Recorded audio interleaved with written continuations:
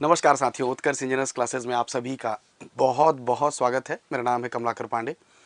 Good evening Anil, Amika, Chandrakant, Narendra, Subhash, Vikram, जितने विद्यार्थी जुड़ रहे हैं आप सभी का बहुत बहुत स्वागत है। आप सभी को बहुत बहुत नमस्कार, गुड इवनिंग। कार्यक्रम चालू करेंगे।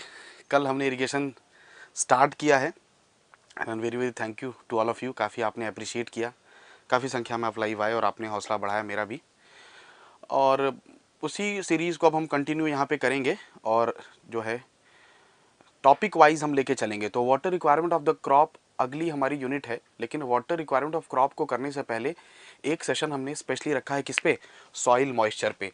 तो सॉइल मॉइस्चर वाली जो यूनिट है, ये यूनिट क्या है, अपने आप में बड़ी इंपॉर्टेंट यूनिट है। इसमें काफ़ी सारे क्वेश्चंस बनते हैं, ठीक है। तो पहले हम सॉइल मॉइस्चर वाली यूनिट से कुछ क्वेश्चंस देखेंगे एंड देन उसके बाद हम बात करेंगे कल से water requirement of the crop पे, ठीक है। Good evening Upendra, Sandeep, FM story and everyone, ठीक। चलिए 20 क्वेश्चन तक कल हमने कर लिया था पहली क्लास में, बिल्कुल वर्मा जी एंड एवरीवन। 20 क्वेश्चन तक हमने कर लिया था। आज हम 20 के आगे लेके चलेंगे और वहां से क्वेश्चंस को सॉल्व करेंगे। तो आज जो बात होगी वो सॉइल मॉइस्चर होगी। लेकिन एक क्वेश्चन यहाँ पर है कि जो मीडियम इरिगेशन प्रोजेक्ट है वो, उसके जो पोटेंशियल है वो क्या है। आप यहाँ पे क्वेश्चन है कि जो मीडियम इरिगेशन प्रोजेक्ट है उसके लिए जो पोटेंशियल है वो क्या है। What is the irrigation potential of the medium irrigation project. Good evening, good evening. जो पहला जो हमारा आज क्वेश्चन है वो ये है, मीडियम इरिगेशन प्रोजेक्ट के लिए, मतलब इरिगेशन प्रोजेक्ट जो है वो small, medium and there is a large. तो यहाँ पे क्वेश्चन है कि जो मीडियम इरिगेशन प्रोजेक्ट है, ठीक है, सेशन को बिल्कुल शेयर करिए सभी लोग। सो आप यहाँ पे देखिए, बहुत केयरफुली आंसर करिए भाई। ए आंसर कैसे होगा, ए तो स्मॉल के लिए है ना, ए तो किसके लिए है, स्मॉल के लिए है माय डियर। अगर हम बात करते हैं क्या स्मॉल, तो मीडियम के लिए 2000 से 10,000, बिल्कुल बिल्कुल बिल्कुल। अगर हमारे पास स्मॉल इरिगेशन प्रोजेक्ट है तो उस प्रोजेक्ट का जो एरिया है वो हमारा क्या है, 2000 हेक्टेयर से कम होता है। स्मॉल इरिगेशन प्रोजेक्ट के लिए जो एरिया है वो क्या होता है हमारा, 2000 हेक्टेयर से कम होता है। लेकिन अगर हमारा प्रोजेक्ट क्या है, मीडियम है, तो इसका जो है 2000 से 10,000 हेक्टेयर होता है। And if it is the large irrigation project then it will, बिल्कुल स्मॉल के लिए 200, मीडियम के लिए हमारे पास 2000 से 10,000 और लार्ज के लिए आपको पता है 10,000 से ज़्यादा, या मेजर के लिए, या मेजर, लार्ज लिखे या फिर मेजर लिखे, मेजर या फिर लार्ज जो है आप बात करें तो मेजर या लार्ज के लिए it is more than 10,000 hectare. तो सर छोटे जो प्रोजेक्ट होते हैं, छोटे प्रोजेक्ट में नलकूप वगैरह आते हैं। जो बड़े प्रोजेक्ट होते हैं, बड़े प्रोजेक्ट में जनरली डैम वगैरह आते हैं। तो डैम वगैरह जब आते हैं तो वो काफ़ी बड़े एरिया को कवर करते हैं। तो हम बात कर रहे हैं medium irrigation project, and medium irrigation project will be 2000 to 10,000 hectare. तो ये याद रखना है आपको everyone, you have to keep the things in your mind. बिल्कुल जी, बहुत दिनों बाद आप सबसे मुलाकात हो रही है, अच्छा है, ठीक है। चलिए सो यहाँ पर बात करें तो this is the small, this was for the small, this was for what large and this is for what medium. तो दिस वॉज फॉर मीडियम, ठीक। अगला जो क्वेश्चन है उस क्वेश्चन को याद रखिएगा। बोल रहे हैं कि जो खरीफ क्रॉप है, खरीफ क्रॉप को कब हम बोया जाता है, खरीफ क्रॉप इज सोन इन। तो खरीफ क्रॉप को कब आप सो करते हैं, खरीफ क्रॉप को कब आप बोते हैं। जो क्वेश्चन है, तो क्वेश्चन नंबर 22 वो आपसे ये कह रहा है कि खरीफ की फसल कब बोई जाती है, kharif crop is sown in which season, ठीक है। क्वेश्चन थोड़ा बहुत वाटर रिक्वायरमेंट से पहले हमको थोड़ी बहुत ये सब जानकारी होना जरूरी है। तो क्वेश्चन पूछ रहा है कि खरीफ क्रॉप को कब बोया जाता है, क्वेश्चन नंबर 22। देखिए इंडिया में मुख्य रूप से दो फसलों के सीजन है, ठीक। एक फसल का सीजन है क्या, खरीफ, और एक फसल का सीजन है रबी। खरीफ की अगर हम बात करते हैं तो बेसिकली हम इसको क्या कहते हैं, जनरली समर क्रॉप्स कहते हैं, और रबी को जनरली हम क्या कहते हैं, विंटर क्रॉप्स कहते हैं, ठीक है। तो अगर आप इसकी बात करें, ये तो हमारे जुलाई से लेके आप मान लो कि सितंबर अक्टूबर तक चलता है, जुलाई से सितंबर अक्टूबर तक चलता है, बिल्कुल।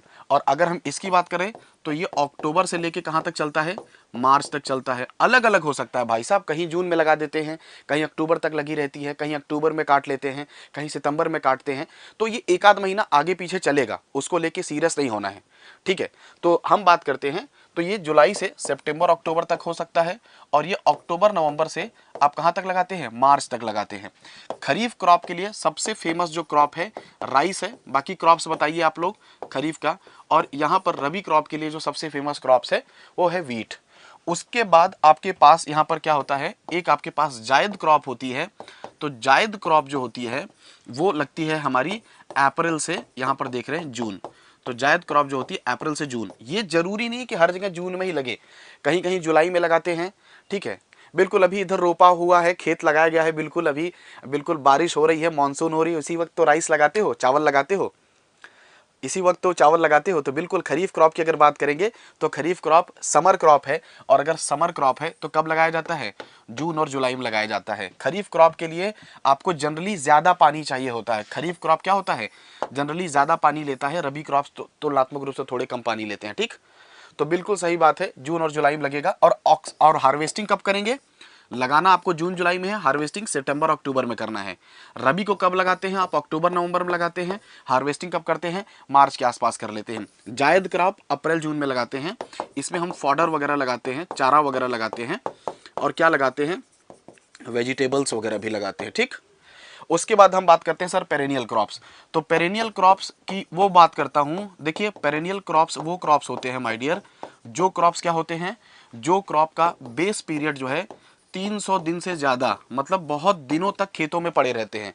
पेरेनियल क्रॉप वो क्रॉप होते हैं जो 300 दिनों तक पड़े रहते हैं। सर देखिए पूरी सीरीज में मैं कितने क्वेश्चन कराऊंगा ये डिपेंड करेगा आप कितना रहेंगे क्लास में। अगर आप अंत तक बने रहे तो मैं कम से कम 200 से 250 क्वेश्चन करा दूंगा, मिनिमम बता रहा हूँ 250 क्वेश्चन करा दूंगा। लेकिन अगर आप बीच में हौसला छोड़ेंगे और लाइव आना कम कर देंगे तो फिर मेरा भी क्या होगा, मैं भी सोचूंगा कि सेशन को खत्म कर दो। इसलिए it depends upon you. 250 question का मेरा टारगेट है, और 250 क्वेश्चन के टारगेट से आपका बिल्कुल माहौल बन जाएगा, ठीक।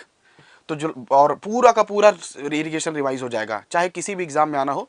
बिल्कुल sugarcane, sugarcane example है किसका, शुगर केन एग्जाम्पल है किस चीज का, शुगर केन एग्जाम्पल है पेरेनियल क्रॉप का। ये 8 महीने के आसपास, 8 महीने से 10 महीने के आसपास, जी हाँ 8 महीने से 10 महीने के आसपास वो कहाँ बनी रहती है, खेतों में बनी रहती है शुगर केन। शुगर केन 3-4 महीने में गायब नहीं होती। नहीं, थ्योरी हम न्यूमेरिकल से ही थ्योरी कर रहे हैं, ऑब्जेक्टिव से ही थ्योरी कर रहे हैं, कॉन्सेप्ट थ्रू क्वेश्चन सीरीज है। अब एक आपसे मैं क्वेश्चन पूछता हूं कि सॉलिड क्रॉप्स क्या होते हैं। मैं आपसे अगर क्वेश्चन पूछता हूं कि what are the solid crops, अब यहीं पर एक क्वेश्चन आ गया, सॉलिड क्रॉप्स क्या होते हैं। तो जरा मुझे कमेंट करके बताइए कि what are the solid crops. गन्ना तो आपको पता है कि गन्ना कहाँ लगा रहता है, खेतों में लगा, बहुत दिनों तक लगा रहता है। तो 8 to 10 मंथ का मामला है गन्ने का। तो सर जब 8 से 10 महीने का मामला है गन्ने का, तो वो एक से ज्यादा सीजन में रहता है। चावल गर्मियों में लगा रहता है, कैनाल डिजाइन 2-3 दिन बाद कराएंगे। कॉटन भी बहुत समय लेता है, बिल्कुल सही बात है इमामी जी, कॉटन भी टाइम काफी लेता है। तो गन्ना पेरेनियल क्रॉप है। पर मैं आपसे क्वेश्चन पूछ रहा हूं what are the solid crops. अगर मैं आपसे क्वेश्चन पूछता हूं सॉलिड क्रॉप, शुगर केन एक सॉलिड क्रॉप है, कॉटन एक सॉलिड क्रॉप है, लेकिन मैं आपसे डेफिनेशन जानना चाहता हूं कि सॉलिड क्रॉप है क्या।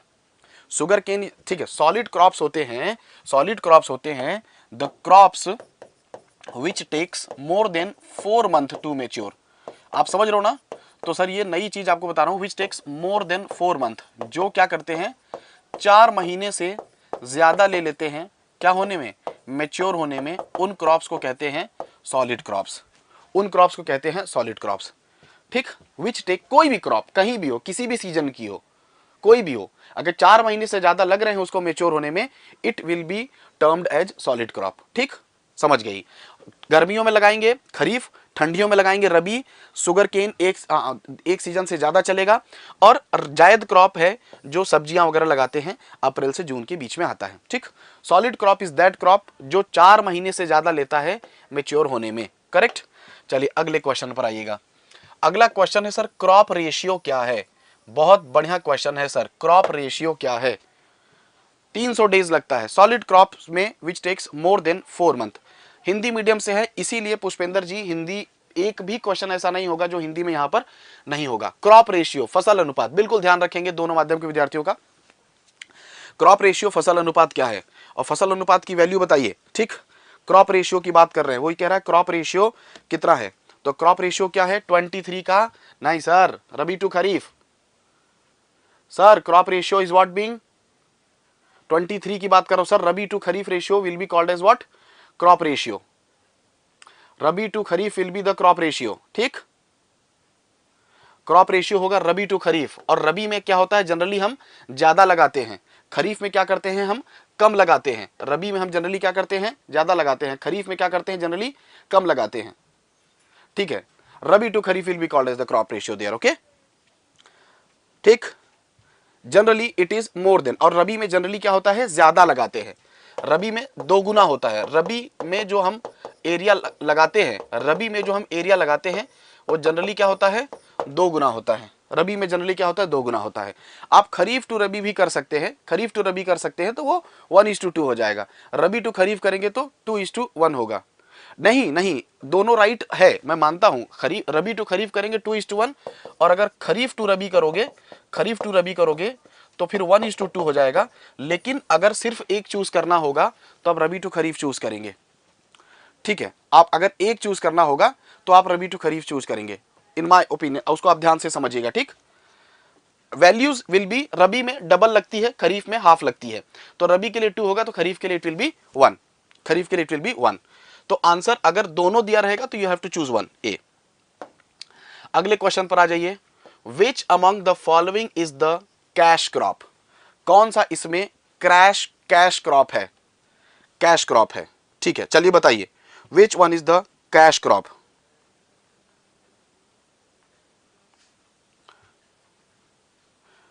ठीक है,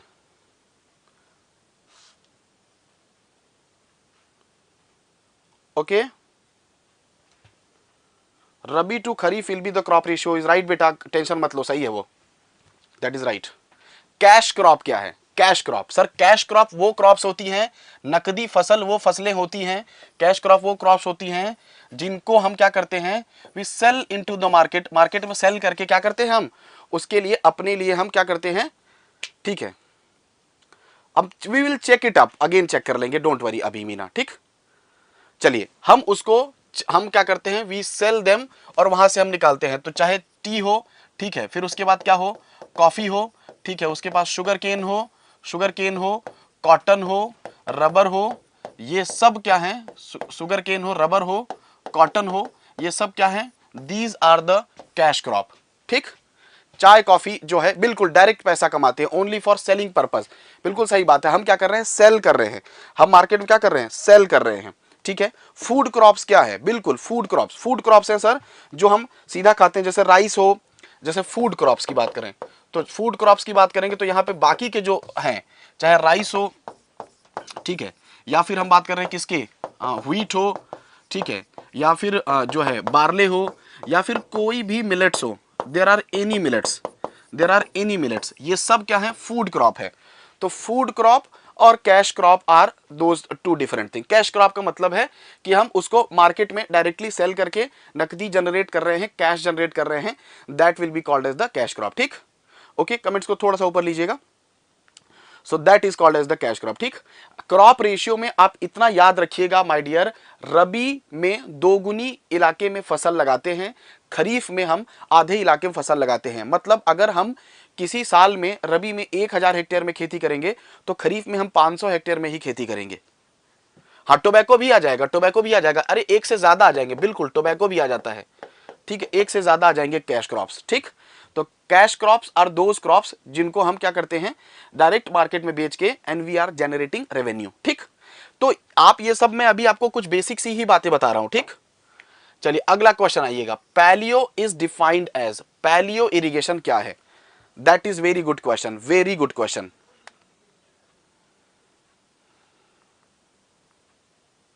वेरी गुड क्वेश्चन, पैलियो है क्या, पैलियो है क्या,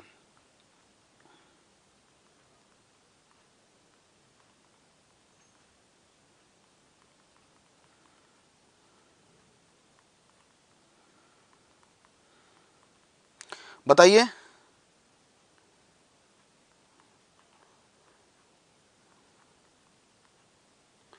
ए, वाओ, सभी का आंसर सही, आर्यन, इमामी, डेविड, शांति, गणेश, उदित, सभी का सही है नाम। Thank you so much everyone, इतना बढ़िया रिस्पांस आप दे रहे हैं, नाम भी नहीं पढ़ पा रहा हूं। Before the crop is sown, जी हाँ याद रखिएगा ये term, before the crop is sown. Crop को लगाने से पहले, मतलब आप समझो मेरी बात, मैं आपसे क्या कह रहा हूं कि क्रॉप लगाने के बाद जो पानी दोगे वो पानी होती है कोर वाटरिंग, ठीक। लेकिन हमारे पास क्रॉप लगाने से पहले मैं क्या कर रहा हूं, खेतों को मुझे हार्वेस्ट करना है, जोतना है, और खेतों को जोतने के लिए इसमें नमी नहीं है, मॉइस्चर नहीं है, तो इसमें क्या करना पड़ेगा, खेतों में हमें क्या लाना पड़ेगा, मॉइस्चर लाना पड़ेगा। भाई खेतों में हल चलाना है, ट्रैक्टर चलाना है, खेतों में हल चलाना है, ट्रैक्टर चलाना है, खेतों में हल चलाना है, ट्रैक्टर चलाना है, और खेत बिल्कुल कड़क हो गए हैं, गर्मी में सूख गए हैं बिल्कुल, तो हल और ट्रैक्टर नहीं चलेगा। तो हल और ट्रैक्टर चलाने के लिए, उसको हार्वेस्ट करने के लिए पहले आप उसमें क्या करेंगे, पानी डालेंगे। तो फिर उसमें पानी डालेंगे तो उस खेतों में क्या जाएगा, there will be moisture, there will be what being moisture. तो उसके बाद आप खेतों को हार्वेस्टिंग करेंगे, या फिर उसको एक टर्म यूज होता है प्लगिंग करेंगे। प्लगिंग करने, हार्वेस्ट तो कहना गलत होगा, I would say that plugging करेंगे, प्लगिंग करना। तो खेतों को क्या करना, प्लगिंग करना, प्लगिंग करेंगे, ठीक है। तो उसमें खेत प्लगिंग का मतलब क्या है, मिट्टी को उलट पलट करके सॉफ्ट बनाएंगे, और फिर उसको आप क्या करेंगे, पानी फसल लगाएंगे। तो बिफोर द क्रॉप इज सोन, ठीक है, प्लगिंग के लिए, इजी प्लगिंग हो जाए, इजी प्लगिंग हो जाए, उसके लिए bring moisture in soil, soil में मॉइस्चर लाना पड़ता है, उसे हम कह रहे हैं क्या, पैलियो इरिगेशन, ठीक। टोटल जितना पानी देते हैं, टोटल जितना पानी देते हैं, बिल्कुल टोटल जितना पानी देते हैं वो डेल्टा, शुरू में जितना पानी देते हैं कोर, शुरू में जितना पानी दिया कोर, टोटल जितना पानी दिया डेल्टा। जी हाँ, अगर मैं आपको समझाऊं तो मैं आपसे ये कह रहा हूं कि यहां आपने क्रॉप लगाया, इसको कहां हमने सो कर दिया, क्रॉप आपने लगाया, यहां पर आपने क्रॉप क्या किया है, हार्वेस्ट किया है। टोटल जितना पानी दोगे क्रॉप लगाने के बाद और हटाने के बाद, तो वो कहलाता है क्या, डेल्टा। शुरू में जितना पानी दोगे, शुरू के में जो पानी दोगे वो कहलाता है कोर डेप्थ। और क्रॉप लगाने से पहले, क्रॉप लगाने से पहले, ठीक है, प्लगिंग करने के लिए जो पानी दोगे वो कहलाता है पैलियो।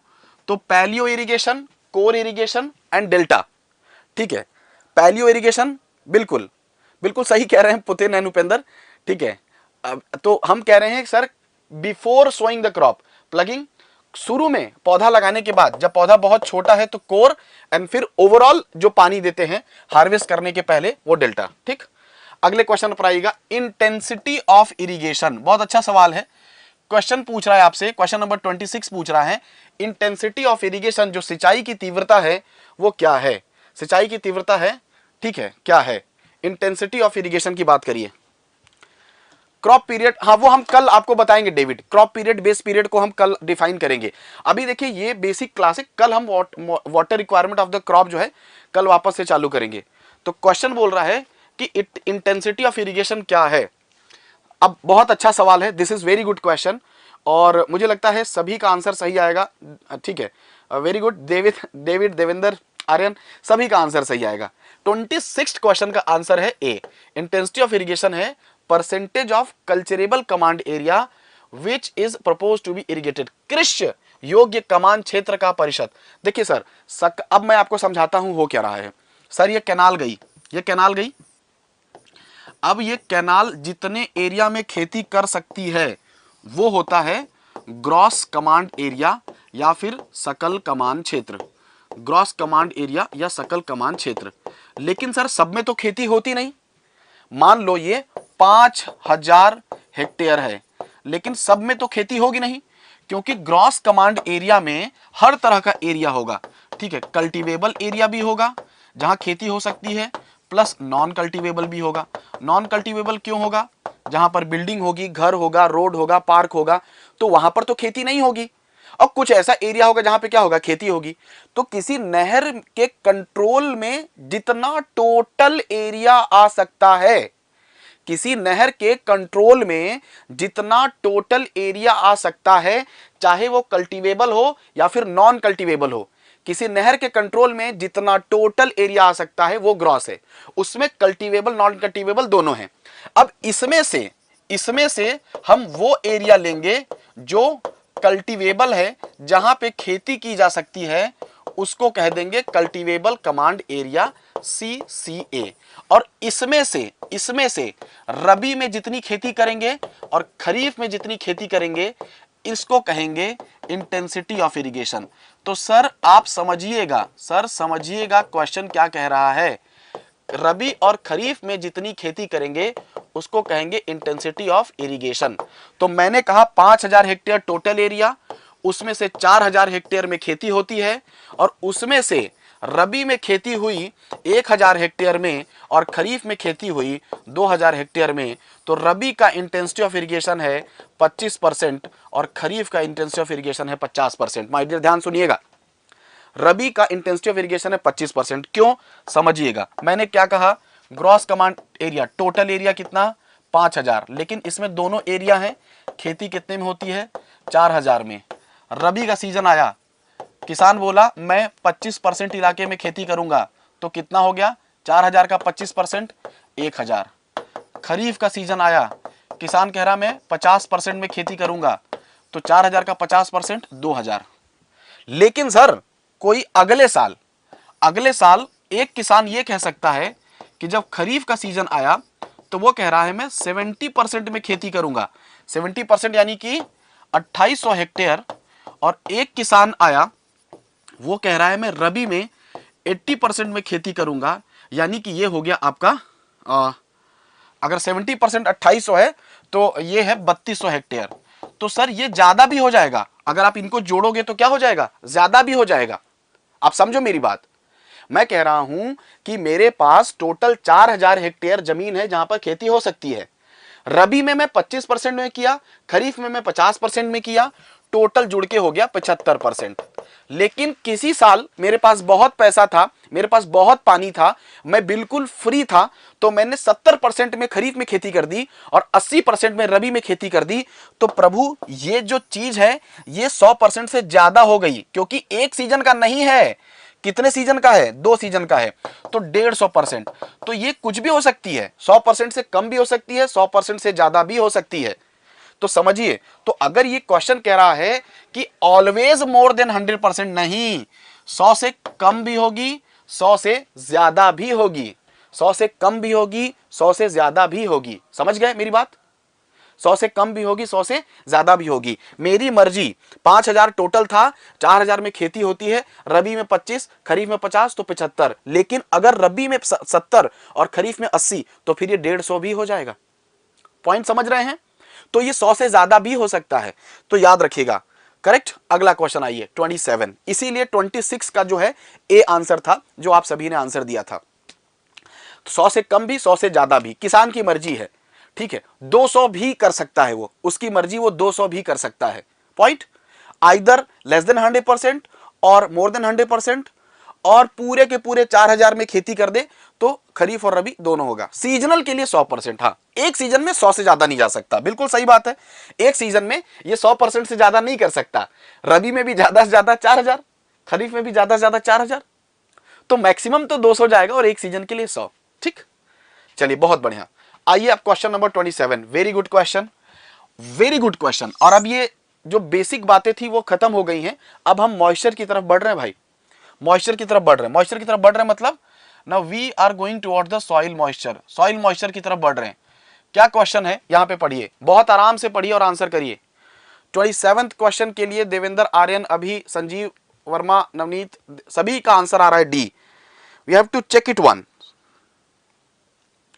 एक बार चेक करना पड़ेगा कि क्या सही है।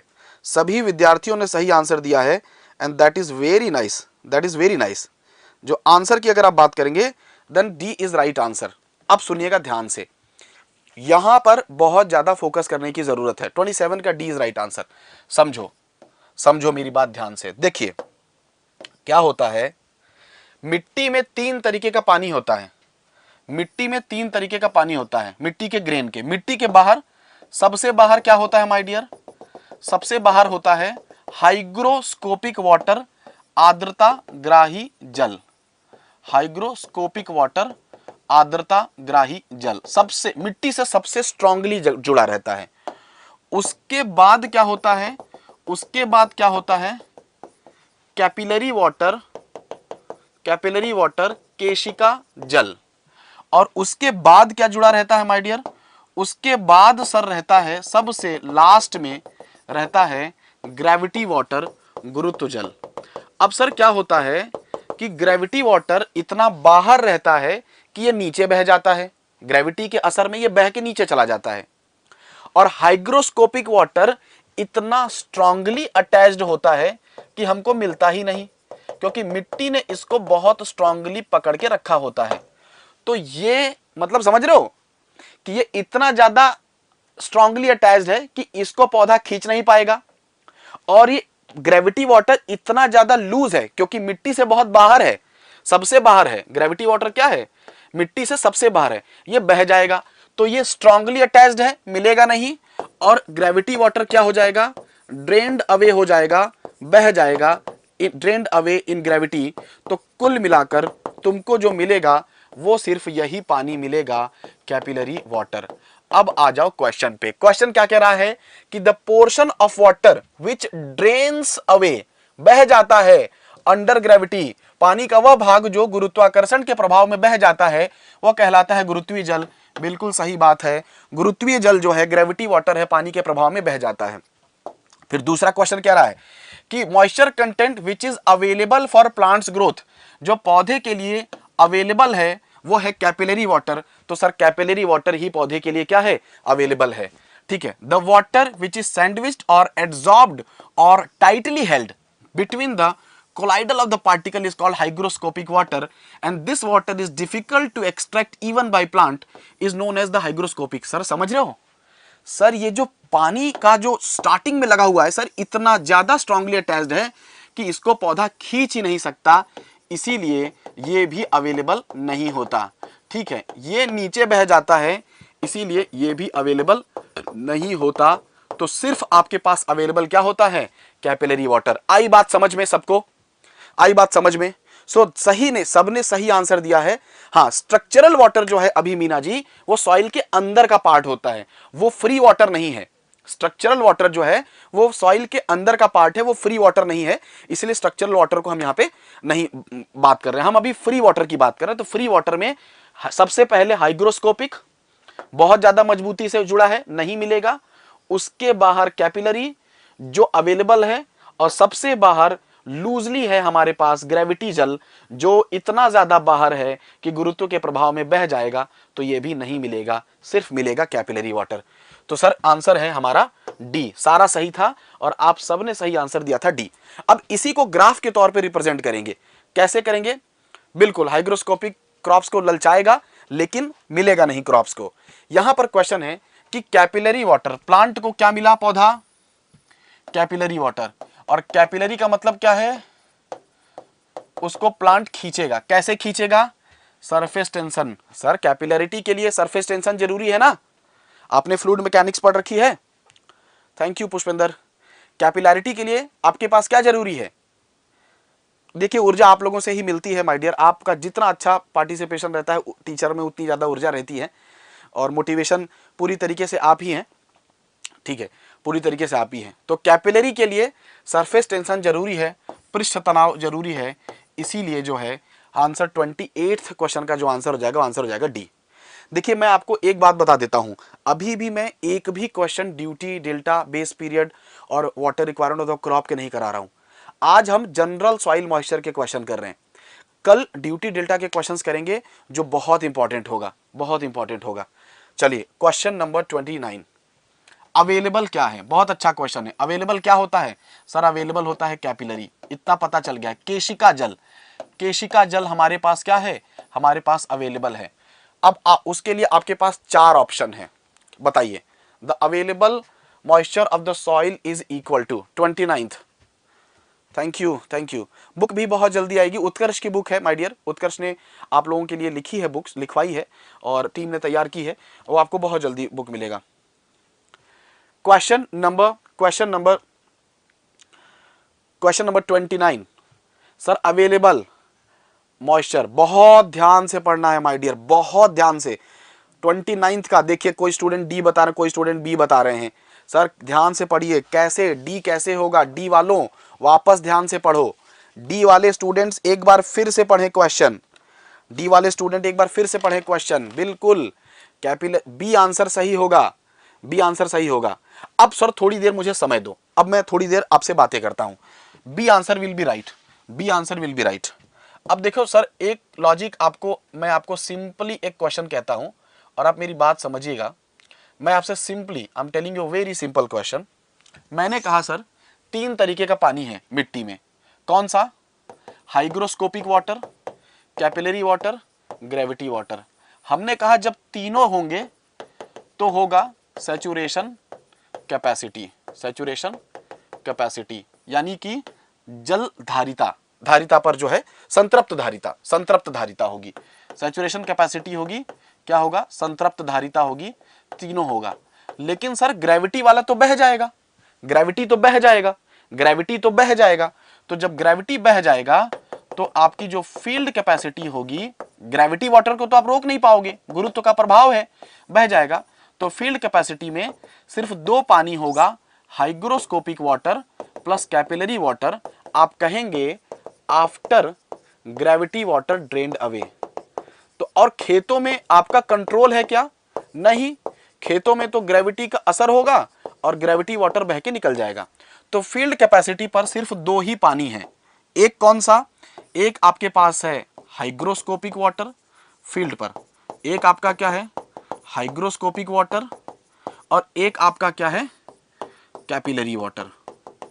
अब माय डियर, दोनों पानी हैं, तो इन दोनों को जब आपने जोड़ लिया तो यहां एक टर्म बना फील्ड कैपेसिटी। तो फील्ड कैपेसिटी में हाइग्रोस्कोपिक कैपिलरी दोनों हैं।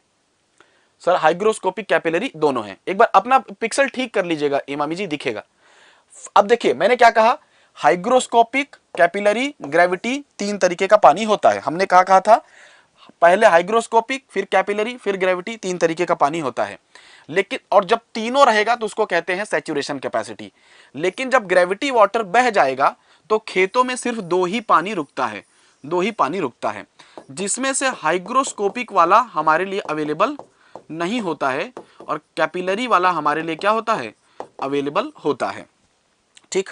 अब सर यहां पर ये वाला जो मॉइस्चर का लेवल होगा जिसमें हमने दोनों को जोड़ा, तो जब दोनों को जोड़ोगे तो उसको कह दिया था field capacity, field capacity, field capacity. और सिर्फ हाइग्रोस्कोपिक को लोगे तो उसको कहोगे परमानेंट विल्टिंग पॉइंट। तो अगर कोई तुमसे कहता है कि अवेलेबल मॉइस्चर क्या है, तो फील्ड कैपेसिटी में से जब मैं हाइग्रोस्कोपिक हटा दूंगा तो कैपिलरी बचेगा और यही अवेलेबल है।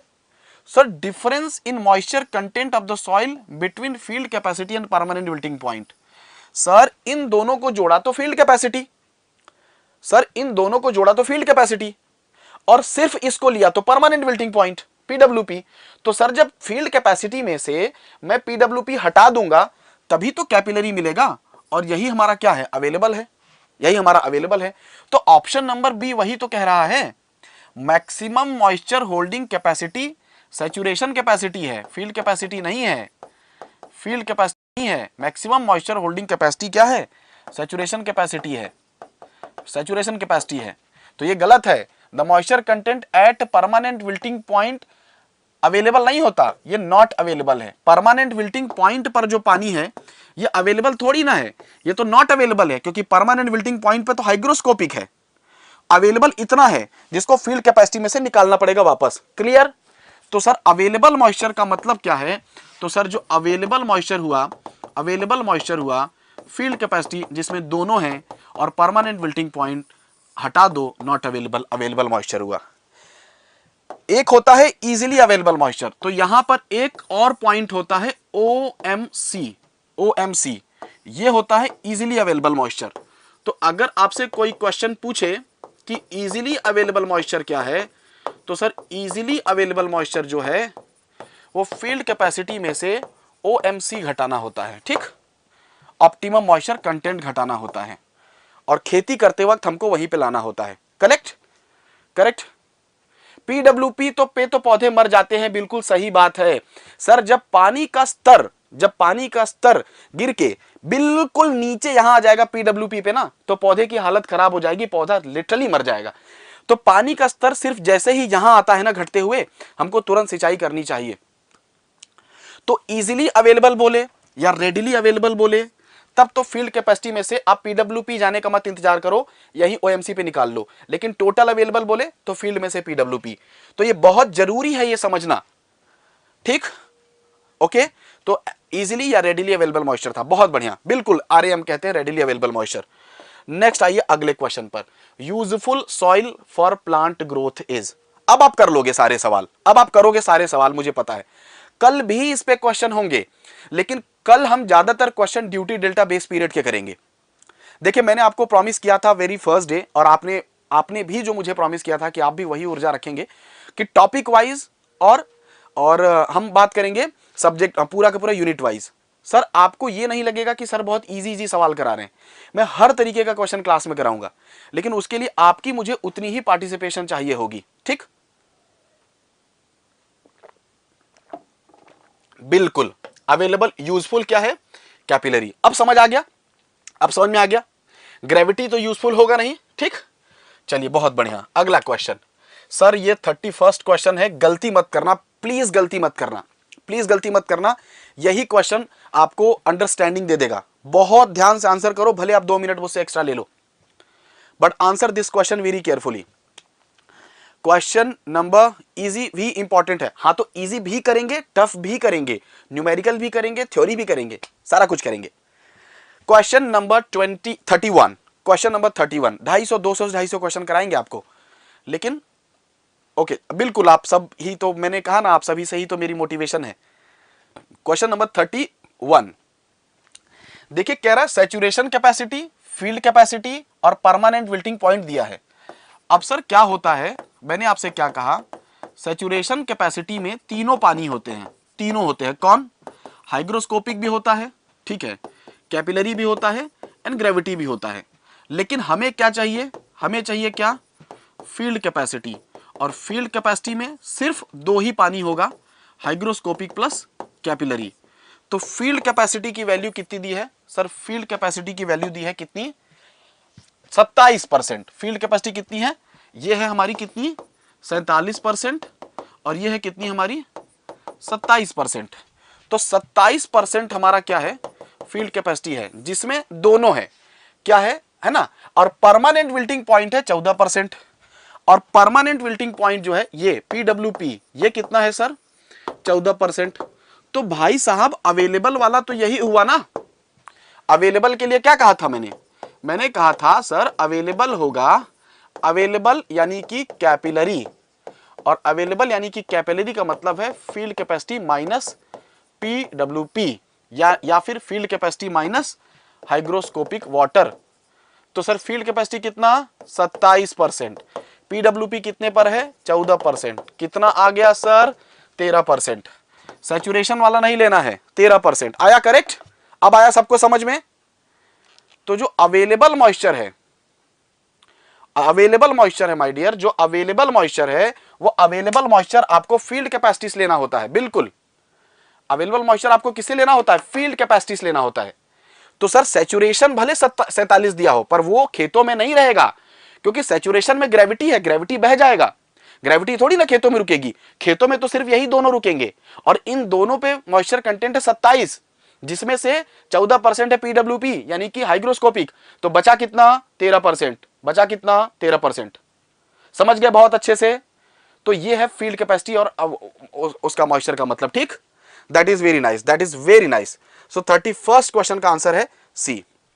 नेक्स्ट क्वेश्चन है द मॉइस्चर टेंशन। अब सर ये बहुत अच्छा सवाल है, moisture tension in soil is 8 atm, the soil is at. अब सर समझ रहे हो, क्रिस्टल क्लियर। अब एक और बहुत बढ़िया क्वेश्चन आया, बहुत बढ़िया क्वेश्चन आया, कह रहा है कि सॉइल में जो मॉइस्चर टेंशन है वो 8 एटमॉस्फेरिक प्रेशर है, सॉइल कहां पर है, then soil is at which point. Sir देखिए मैंने क्या कहा, फील्ड कैपेसिटी बहुत पानी है ना, ये है परमानेंट नहीं optimum moisture content, optimum moisture content, ये क्या है परमानेंट विल्टिंग पॉइंट। देखिए सर ये पूरा का पूरा क्या अवेलेबल, ठीक है, ये वाला चीज क्या, मैं इसको यहां पर लेके चलूंगा, आई एम सॉरी हियर, ये वाला पोर्शन आपका रेडिली अवेलेबल, ये क्या है हमारा रेडिली अवेलेबल। ये पूरा का पूरा क्या है हमारा, ये पूरा का पूरा हमारा क्या है अवेलेबल, ये हमारा पूरा का पूरा क्या है अवेलेबल, और इतना नीचे क्या है नॉट अवेलेबल। अब सर एक बात बताओ सर, जब जब क्या हुआ थैंक यू जी थैंक यू। अब क्या हुआ, जब आपने सिंचाई करी तो पानी खेतों में लबालब भरा हुआ है। अब सुनिएगा बहुत इंपॉर्टेंट है, आपने सिंचाई करी, खेतों में पानी भरा हुआ है।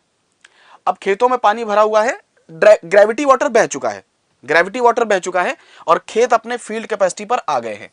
अब जब खेत अपने फील्ड कैपेसिटी पर आ जाते हैं तो इस वक्त खेतों से पौधे को पानी लेने में कम फोर्स लगाना पड़ेगा, कम फोर्स लगाना पड़ेगा। क्यों कम लगाना पड़ेगा, क्योंकि खेतों में बहुत पानी है, खेतों में क्या है पानी पर्याप्त है, अरे खेतों में पानी पूरा फील्ड कैपेसिटी पर है, तो खेतों से पौधों को पानी लेने में कम टेंशन लगाना पड़ेगा।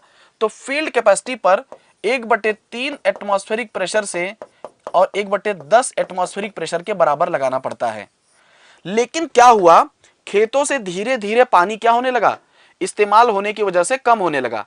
तो जब खेतों से धीरे धीरे पानी इस्तेमाल होने की वजह से क्या होने लगा, कम होने लगा, तो पौधों को खेतों में से पानी लेने के लिए ज्यादा प्रेशर लगाना पड़ रहा है। तब पौधों को खेतों में से पानी लेने के लिए क्या करना पड़ रहा है, ज्यादा प्रेशर लगाना पड़ रहा है। तो सर अब प्रेशर बढ़कर हो गया 1 एटमॉस्फेरिक प्रेशर, लेकिन खेतों में पूरा का पूरा अवेलेबल मॉइस्चर खत्म हो गया। अब खेत कहां आ गए, पीडब्ल्यूपी पर आ गए। तो ऐसे सिचुएशन में 7 से 32 एटमॉस्फेरिक प्रेशर के आसपास टेंशन लगाना पड़ेगा। तो आपने नोटिस किया होगा कि जैसे खेतों में मॉइस्चर कम होता जा रहा है, हमारी टेंशन बढ़ती जा रही है। मॉइस्चर टेंशन का मतलब है, आप यहां समझिएगा कि pressure applied by plant to extract the soil, extract the moisture, to extract the moisture, to extract the moisture। तो भाई साहब मैं आपको क्या समझा रहा हूं कि अगर कोई खेत फील्ड कैपेसिटी पर है तो वहां पर्याप्त मॉइस्चर है, उस वक्त पे पौधों को कम प्रेशर लगाना पड़ा 1/3 एटीएम से, ठीक है 1/10 एटीएम। ये एडिशनल नॉलेज ये संजय क्वेश्चन में तो ये पूछा है, मैं बता रहा हूं आपको। जब खेतों में बहुत मॉइस्चर है तो फील्ड कैपेसिटी पर खेत है, मतलब खेतों में पर्याप्त पानी है, ठीक है, तो कम प्रेशर लगाया, मॉइस्चर घटकर वो ऑप्टिमम मॉइस्चर कंटेंट पर आया, तो थोड़ा ज्यादा प्रेशर 1 एटीएम का लगाना पड़ रहा है। और जैसे ही खेतों में से पूरा अवेलेबल मॉइस्चर खत्म हो गया, यानी कि पानी कहां आ गया, पानी कहां आ गया, पानी खत्म हो गया, और ये पानी कहां पहुंच गया, फील्ड कैपेसिटी पहुंच गया, ये तो नॉट अवेलेबल है। तो पौधों की हालत खराब हो जाएगी, उनको 7 से 32 एटीएम का प्रेशर लगा के पानी को खींचना पड़ेगा। तो क्वेश्चन में अगर 8 पूछा है तो परमानेंट विल्टिंग पॉइंट यानी कि 7 से 32 होता है। अगर क्या पूछा होता फील्ड कैपेसिटी तो 1/3 से 1/10। अगर पूछा होता ऑप्टिमम मॉइस्चर कंटेंट तो 1 एटीएम। तो सर ये लॉजिक है, इसके लॉजिक समझेगी नहीं, क्वेश्चन तो कर लोगे यार, सभी कर लेते हैं, लॉजिक समझ रहे हो, पहले कम है फिर बढ़ रहा है और हालत खराब हो गई पीडब्ल्यूपी पे, मतलब प्लांट्स को इतना प्रेशर लगाना पड़ रहा है।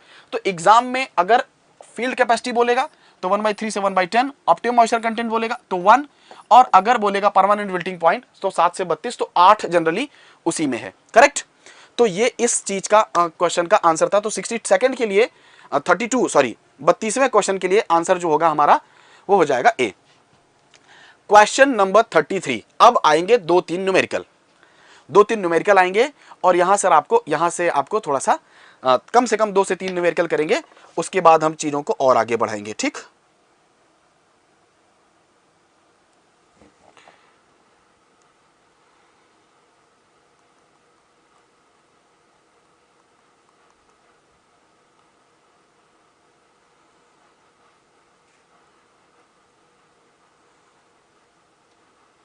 चलिए आंसर करिए,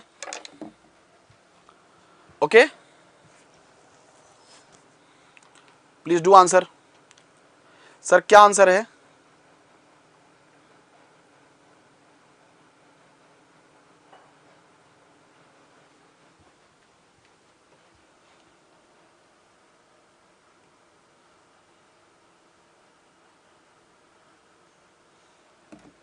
बी, बहुत बढ़िया बहुत बढ़िया बहुत बढ़िया, सबका सही जवाब है।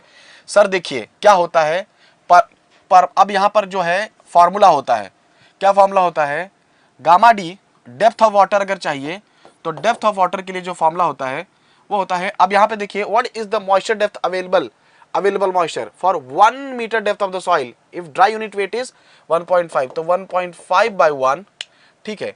और यहां पर फील्ड कैपेसिटी है, ये होता है डेप्थ ऑफ वाटर के लिए gamma D by gamma W, field capacity minus permanent wilting point into depth of root zone. Gamma D कितना 1.5, गामा कितना 1, field capacity 30, permanent wilting point कितना 10, परसेंटेज में है तो डिवाइडेड बाय 100 कर दो, और डेप्थ ऑफ रूट जोन है 1। तो आप यहाँ पे देखेंगे 1.5 इंटू, यहाँ पर अगर हम बात करते हैं तो 0.02 मीटर, तो ये मीटर में आया है, 1000 से गुणा कर दो तो mm में आ जाएगा, तो जब 1000 से गुणा करोगे तो ये 300 mm आ जाएगा। तो फॉर्मूला होता है सर, डेप्थ ऑफ वाटर का फॉर्मूला होता है, ये फॉर्मूला होता है किस चीज का, डेप्थ ऑफ अवेलेबल मॉइस्चर का फॉर्मूला होता है। किस चीज का फॉर्मूला होता है, डेप्थ ऑफ अवेलेबल मॉइस्चर का। फील्ड कैपेसिटी पीडब्ल्यूपी आप जान रहे हैं, गामा डी जो है वो है dry unit weight of soil, ठीक। गामा डब्ल्यू जो है वो है unit weight of water, unit weight of water, ठीक, करेक्ट। तो करेक्ट आंसर इसका आ गया कितना 300, ओके। नेक्स्ट जो क्वेश्चन है वो क्वेश्चन है question number 34, question number 34। Sir ये क्वेश्चन अपने आप में ऐसा क्वेश्चन है कि जिस क्वेश्चन में मैक्सिमम स्टूडेंट्स कंफ्यूज रहेंगे और इसको करेंगे गलत, और ये क्वेश्चन गलत नहीं करना है आपको, क्योंकि ये क्वेश्चन बहुत बढ़िया क्वेश्चन है and it will give you a better understanding.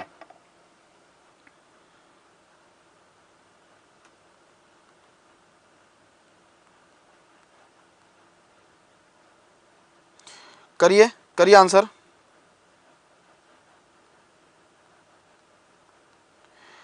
What is the answer of question number 34?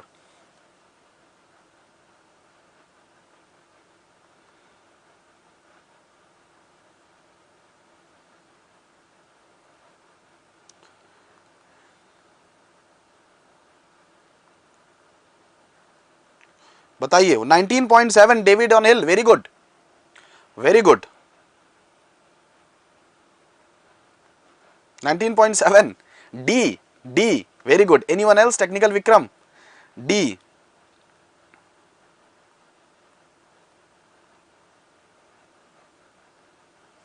D is right answer.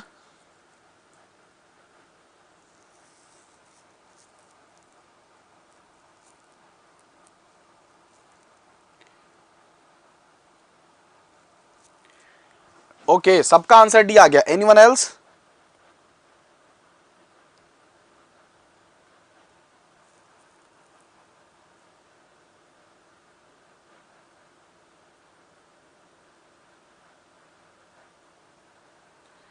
Anyone else? Sir class में तो करवाए हैं ये क्वेश्चन, हाँ एक कुछ क्वेश्चन तो करा दिए हैं, कुछ क्वेश्चन तो क्लास में कराए हैं, कुछ क्वेश्चंस नहीं कराए हैं, कुछ क्वेश्चंस करेंगे। सर ये देखो, ये जो क्या क्वेश्चन है, पहले तो देखो एरिया कितना है 1000 और अप्लाई कितना पानी किया 500, 1000 और पानी कितना अप्लाई किया 500, पानी कितना अप्लाई किया 500। अब अगर पानी आपने 500 अप्लाई किया तो डेप्थ ऑफ वाटर अप्लाई कितना किया तुमने, तो सर हमने जो डेप्थ ऑफ वाटर अप्लाई किया, वो डेप्थ ऑफ वाटर हमने जो अप्लाई किया वो अप्लाई किया भाई, वॉल्यूम कितना 500 मीटर क्यूब और एरिया कितना 1000 मीटर, तो 0.5 मीटर। लेकिन उसमें से क्या कह रहा है 10% की हानि हो गई, तो आफ्टर 10% लॉस, आफ्टर 10% लॉस जो पानी आया वो पानी कितना आया, it is 0.45 metre. After 10% loss जो पानी आया वो पानी कितना आया 0.45 मीटर। ये डेप्थ ऑफ वाटर आ गया। अब आपसे बोल रहा है फील्ड कैपेसिटी देखो। अब फील्ड कैपेसिटी या फिर कोई भी एक मॉइस्चर देखेंगे आप, तो मॉइस्चर क्या होता है, depth of water to depth of root zone into, यहां पर बात करेंगे gamma W by gamma D. Depth of water कितना आया 0.45, डेप्थ ऑफ रूट जोन कितना है 2 मीटर, क्या दिया है depth of root zone 2 metre. Gamma W कितना होता है 9.81, गामा डी कितना है माय डियर गामा डी कितना है क्वेश्चन में 15, और परसेंटेज में चाहिए तो इंटू 100 कर दो। देखो गामा डब्ल्यू जो है वो 9.81 किलो न्यूटन पर मीटर क्यूब भी होता है, और गामा डब्ल्यू जो है 1 ग्राम पर सेंटीमीटर क्यूब भी होता है, दोनों होता है। अगर किलो न्यूटन पर मीटर क्यूब में दिया है तो आपने लेंगे क्या 9.81, और अगर ग्राम पर सेंटीमीटर क्यूब में दिया है तो आप लेंगे 1, आप लेंगे कितना 1। अब यहां से जब आप इसको सॉल्व करोगे, when you will solve this up finally, तो इसका जो करेक्ट आंसर आता है, ठीक है, अब इसका जो करेक्ट आंसर आता है माय डियर, इसका जो करेक्ट आंसर आता है वो आता है 14.7। लेकिन सर 5% पानी तो पहले से ही है, 5% पानी तो पहले से ही है, तो उसको जोड़ देंगे तो 19.7 will be the right answer. तो 19.7 will be the right answer. बिल्कुल 5% पानी पहले से ही है, उसको हमने जोड़ दिया। And this is the last question of the evening, इसको आप चेक करेंगे। Now you will check this up. चलिए क्वेश्चन नंबर 35 करेंगे and that you will come back to this one. Sir समझ नहीं आया, चलिए मैं अभी रिपीट कर दूंगा, बाकी आप इसको पहले सॉल्व करिए। क्लास छोड़ने से पहले मैं बता दूंगा आपको, डोंट वरी, क्लास छोड़ने से पहले हम बात कर लेंगे, चिंता नहीं करिए। क्लास छोड़ने से पहले मैं रिपीट कर दूंगा पिछला सवाल, आप उसको चिंता मत करो, बिल्कुल भी चिंता मत करो, ठीक है। क्लास छोड़ने से पहले मैं आपको समझा दूंगा ये।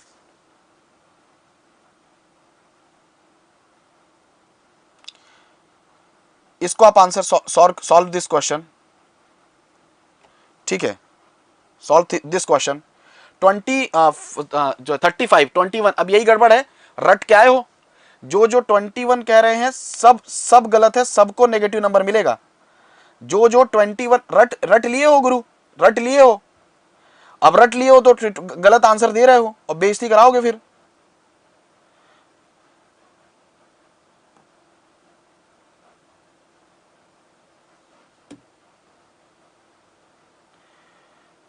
रट लिए हो, अब आया आंसर समझ, हाँ अब आया, इसीलिए एग्जाम में ध्यान से पढ़ना पड़ता है भाई। अभी पिछला क्वेश्चन जिसका रह गया मैं रिपीट कर दूंगा। 15 is right answer, C is right answer. Sir question बदल दिया आपको, आपने ऑप्शन याद रख लिया है और तुरंत आंसर दे दिया, और जानबूझ के इसीलिए किया था। हाँ अब समझ आए। देखो सर क्या कह रहा है कि हर दिन का जो यूज है क्रॉप का वो कितना है, 5 mm पर डे है। 5 mm per day is the use of the crop, ठीक। वाटर जो अवेलेबल है सॉइल में वो कितनी है, 25% of 100 mm depth of water, 100 mm depth of water 25%, यानी कि अवेलेबल कितनी है पानी अवेलेबल कितना है, 100 का 25% अवेलेबल है, यानी कि पानी अवेलेबल है 25 mm। तो पानी की कमी कितनी है सर पानी की जो कमी है, क्योंकि 25 अवेलेबल है तो पानी की जो कमी है वो कितनी है, 100 माइनस 25 कर दिया 75 mm, और हर दिन में कितना खत्म होता है 5, तो फ्रीक्वेंसी क्या होगा dW/cu 75/5 दैट इज 15 दिन। अरे भाई अगर 75 mm पानी है, अगर क्वेश्चन मेरा कह रहा है 75 mm पानी है, तो पानी की कमी कितनी है, पानी की कमी है कितनी, सॉरी 25 mm पानी है तो पानी की कमी है 75 mm, और हर दिन 5 mm खर्चा होता है, तो 15 दिन बाद वापस से आपको इरिगेशन करना पड़ेगा। तो फ्रीक्वेंसी ऑफ इरिगेशन या फिर सिंचाई की जो आवृत्ति होगी वो होगी 15 दिन, वो कितनी होगी 15 दिन। फाइन, अब आ जाइए, this is the last question my dear. एक बार रिपीट कर देता हूं ये क्वेश्चन, देखिए जो जिसने ये मुझे 2-3 लोगों ने जो क्वेश्चन पूछा, अब सर समझिए यहां पर जो क्वेश्चन है जिन्होंने पूछा था सोम या जो what ever is the name, sir पानी तुमने अप्लाई कितना किया, सर डेप्थ फॉर्मूला ये होता है फील्ड कैपेसिटी का, फील्ड कैपेसिटी का फॉर्मूला ये होता है माय डियर, याद रखना, ठीक। फील्ड कैपेसिटी का फॉर्मूला ये होता है आपका। अब सुनो, पानी तुमने अप्लाई कितना किया, सर 500 मीटर क्यूब वॉल्यूम, कितने एरिया पे किया, 1000 पे, तो पहले डेप्थ निकालो। तो डेप्थ कैसे मिलता है, डेप्थ मिलता है वॉल्यूम बाय एरिया, तो पानी का जो डेप्थ अप्लाई किया वो अप्लाई किया 0.5, क्योंकि फॉर्मूले में डेप्थ रखना पड़ेगा, फॉर्मूले में डेप्थ रखना पड़ेगा, लेकिन 10% का लॉस है, तो 0.5 मीटर का पानी अप्लाई किया लेकिन 10% का लॉस है। इसका मतलब आप समझ रहे हैं इसका मतलब है कि 0.45 ही पानी पहुंचा। तो तुमने कितना मॉइस्चर दिया पहले ये देखो। तो डेप्थ ऑफ वाटर 0.45, डी होता है रूट जोन, रूट जोन दिया है 2 मीटर, गामा डब्ल्यू होता है यूनिट वेट ऑफ वाटर जो है 9.81 किलोलीटर पर मीटर क्यूब, और जो गामा डी होता है, gamma D is the unit weight of the dry soil, dry soil के लिए दिया है 15। तो यहां से आया 14.71। तुमने जो अप्लाई किया 14.71, लेकिन 5% वहां पहले से ही है ना सर, तो आपको यहां पे 5% जोड़ना पड़ेगा। ठीक है, तो 5% आपको वहां पे जोड़ना पड़ेगा, क्योंकि field capacity is the upper limit ना, अपर लिमिट मैक्सिमम कितना रह सकता है, तो 5% उसमें जोड़ दिया।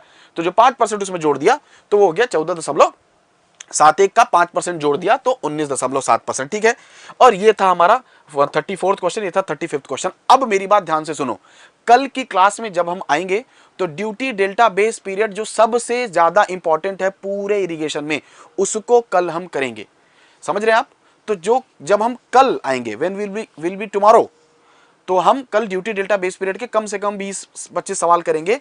और शाम को आपको पता है 8 बजे आप सभी की फेवरेट, हम सभी की फेवरेट गौरव सर की क्लास है, करंट अफेयर्स की क्लास है। तो आप सभी विद्यार्थियों को ज्यादा से ज्यादा मात्रा में वहां उपस्थित होना है और इस यादगार लम्हे को खुद से फील करना है और खुद से इसको ऐतिहासिक बनाना है। ठीक, तो जी अब हम कल करेंगे, आज सॉइल मॉइस्चर था, कल रहेगा वाटर रिक्वायरमेंट ऑफ क्रॉप, और वाटर रिक्वायरमेंट ऑफ क्रॉप को हम 2 दिन प्रैक्टिस करेंगे। तो पूरी की पूरी जो है आपकी ये वाली जो यूनिट है वही पूरी की पूरी फिनिश हो जाएगी। ठीक है, thank you so much everyone for your amazing response. कल वापस मिलेंगे और यहीं से कार्यक्रम को आगे बढ़ाएंगे। जो thank you and good luck.